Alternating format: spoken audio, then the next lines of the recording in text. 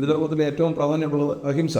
അപ്പോൾ ഒരാളെടുത്ത് ചോദിച്ച്, ഇപ്പം കൊല്ലുന്നതും എങ്ങനെ ജീവികളെ തെല്ലിട്ട് പേറ്റ് ഭുജിക്കരുത് എന്ന് ഗുരുദേവൻ പറഞ്ഞിട്ടില്ലേ ഇതിന് മാംസാഹാരം.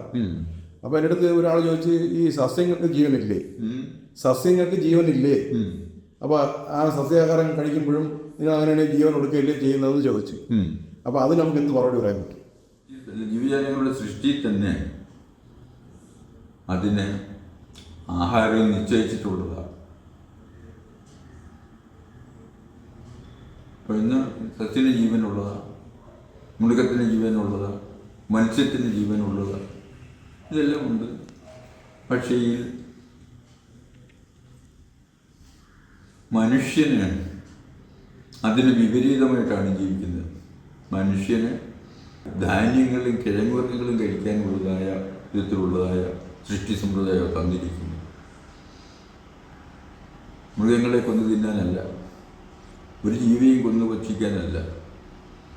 അതേസമയം പുലി, കടുവ മുതലായ ജീവികൾക്ക് മാംസമേ ഭക്ഷിക്കാൻ പറ്റുള്ളൂ, അവർക്കും സസ്യങ്ങളൊന്നും കഴിക്കാൻ പറ്റുള്ളൂ.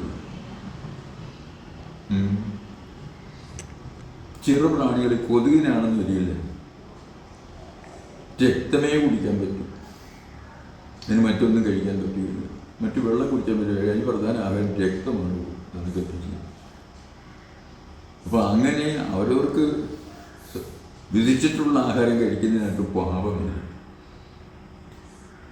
അപ്പം ഈ പാപത്തിൽ ഈ അഹിംസാഭാവം വരുന്നത് അവരവർക്ക് വിധിച്ചിട്ടല്ലാത്തതിലേക്ക് പ്രവർത്തിക്കുമ്പോഴാണ് അഹിംസ ഉണ്ടാകുന്നത്. ഇപ്പോൾ നമ്മളുടെ ഭൂമിയിൽ എല്ലാ ധാതുക്കളും അടങ്ങിയിരിക്കുകയാണ്. അതെല്ലാം സസ്യങ്ങൾക്കും മൃഗങ്ങൾക്കും മനുഷ്യനുമെല്ലാം ആവശ്യമുള്ളത് അവരവരെടുക്കുക എന്നുള്ളതാണ്.